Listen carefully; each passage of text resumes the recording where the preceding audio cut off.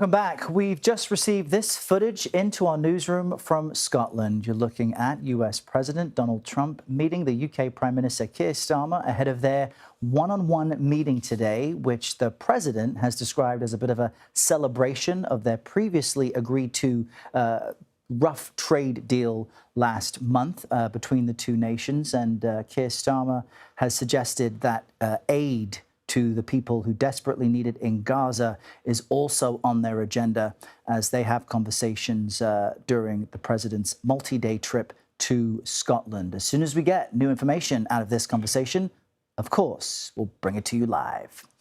And we've got some experts to talk about this and the big picture. Joel Payne and Kevin Sheridan are with me now. Joel, as you see on the left, is the communications officer for the Political Action Committee Move On. He's also a CBS News political contributor. And Kevin is a Republican strategist and the former senior advisor for the Romney-Ryan presidential campaign in 2012. Good morning, gentlemen. Welcome to you both. Kevin, let's start with you. Let's talk trade. That's the hot item. We just saw this new footage come into us. This seems like a win for President Trump in getting the EU to agree to effectively a framework of new terms.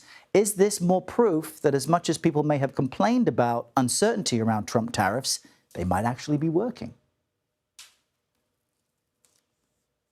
It's not a huge win for him. He goes over there and essentially holds a home court at his own golf course meeting, and in about an hour cuts a deal that's sending $750 billion back to the United States and opening up the entire EU market to autos and everything else. I think this is one of his best achievements that we've seen so far. You couple this with the Japan deal that he just did. You know, Joel and I have been on here for months saying, like, he's got to get some deals done. He's got to get this done, and keeps talking about it, and he's getting them done. And China's next, probably, or India.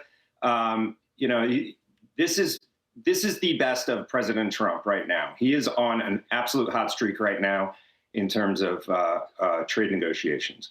And Joel, what do you make of that? This is yet another agreement that the president has made with a bloc of nations as far as the EU. And this is the one area where Americans had the most faith in Mr. Trump to succeed. So what do you make of this moment? Yeah, you're right. He's only 5 points underwater on the economy as opposed to like 10 or 15 or 20 points on every other issue. So you're right about that. This is his high water mark, only -5 points. Kevin is right. We have talked about Donald Trump needing to make deals. I don't know how much of a deal it is for the American people to pay a 15% tariff tax from Europe when many of the tariffs out of Europe was less than 2% before Donald Trump's ridiculous, nonsensical trade tariff war that he started with the rest of the world. He is not a popular president. He is not reigning over a popular policy. He may be able to go to his base and say, I got these wins, and he may have a media ecosystem that will trumpet those wins for him, but they don't feel like wins to everyday Americans. And also, forgive me as I wait for more information about the places where he sold out the American people, which we know is coming because it always comes like this. He makes a big announcement and then we find out other places where he gave on a trade deal. So reserving the right to learn more information. But from the little bit that I hear, the American people won't come out winners here.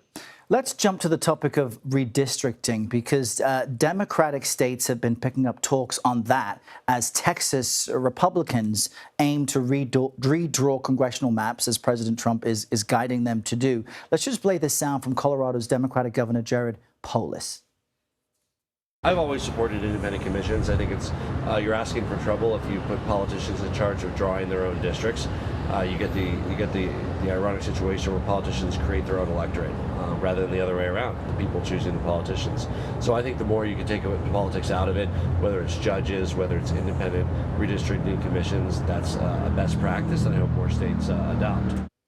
A little tough to hear there, but Kevin, what do you make of that? Is gerrymandering, as it's described, bad politics for either side?